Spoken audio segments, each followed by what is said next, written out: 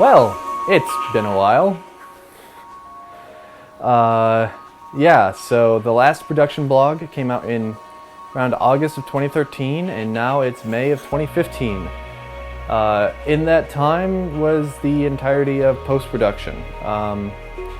Shortly after we filmed some of the scenes, particularly the climactic battle of, scene 8, the climactic scene, I put together a cut of the film and I showed it to the guys at Cooper's Cave who let us film behind the store at night. I showed it to Mina and Jen when they came in to film the parts for the cops, because we had already filmed Chase's scene as the trenchcoat guy the previous week. We were unable to make those sync up. So yeah, those are actually shot 2 separate weekends, as well as some reshoots. So yeah, that scene and the scene at the apartment were edited that summer. And then, I'm not quite sure. Like, I guess I wasn't steaming along fast enough, or it could have just been that, I got a little disillusioned with the project, because that scheduling was so difficult and trying to get reshoots were impossible. The project kind of frustrated me. At one point I started trying to work on something in scene 1, and I tried to do something fancy with the GoPro shot when I run past, and it didn't work, and I just stopped. And I left it alone for nearly a year and a half. It wasn't until March came around, March of this year, 2015, when I was driving home and I happened to throw on a CD in my car, and Still Alive came up. And it made me think of Mirror's Edge, and it made me think, you know what, now is when I finally go back and finish Breach of Contract. So I did.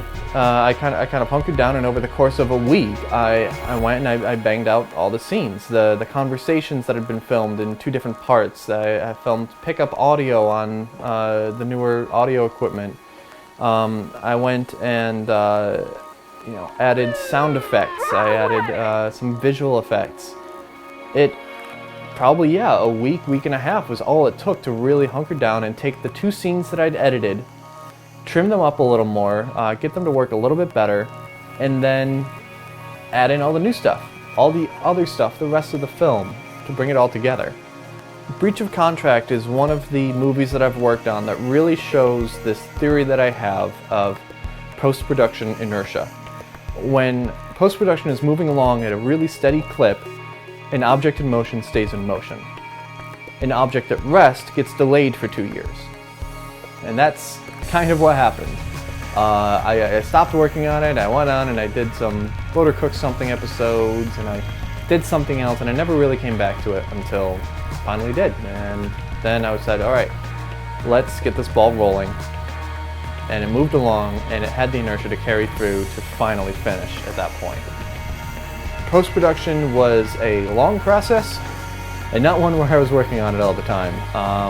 But when I finally did, it was enjoyable. It was really neat to see 2 years later, all this footage that was shot 2 years ago, to finally see it come together. To plug in the music that I'd always intended for the different scenes and say, wow, that works really well. Pull in this piece of music and say, which really helped. I pulled exclusively from the soundtrack and then from the Still Alive Remixes EP.